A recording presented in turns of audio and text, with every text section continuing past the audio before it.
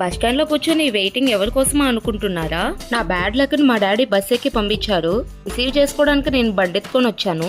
ఇలా bus stand లో కూర్చొని వెయిటింగ్ అంటే నాకు చాలా చిరాకేస్తుంది. మీకెలా అనిపిస్తుంది? కామెంట్స్ లో చెప్పండి.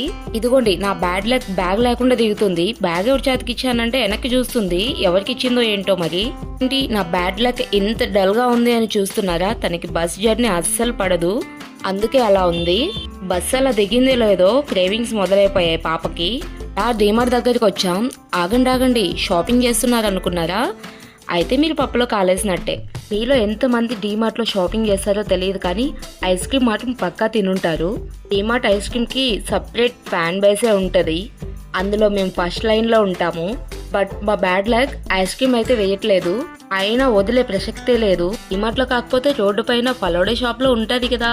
నాకు డౌట్ ఉంది, నేను ఐస్ క్రీమ్కి వెళ్ళిన ప్రతిసారి ఇష్టమైన బటర్ స్కాచ్ కాకుండా ఇంకేదైనా ఫ్లేవర్ ట్రై చేద్దాము అనుకుంటాను. ఎండ్ ఆఫ్ ది డే మళ్ళీ బటర్ స్కాచే తింటాను. నాకొక్కటే ఇలా అనిపిస్తుందా? మీరు కూడా ఇలానే చేస్తారా? కామెంట్ చేయండి. మనం ఏదైనా పని చేస్తున్నా, ఏదైనా తింటున్నా దాన్ని ఎంజాయ్ చేస్తూ తినడం చేయడం చెయ్యకి అలవాటు. మీరే చూడండి ఎలా చేస్తుందో. మీ ఇంట్లో పిల్లలు కూడా ఇలానే చేస్తారా? ఇంకో 1 వీక్ దాకా నాకు ఈ టార్చర్ తప్పదు. మీరు లైక్ చేసి కామెంట్ చేయడం మర్చిపోకండి.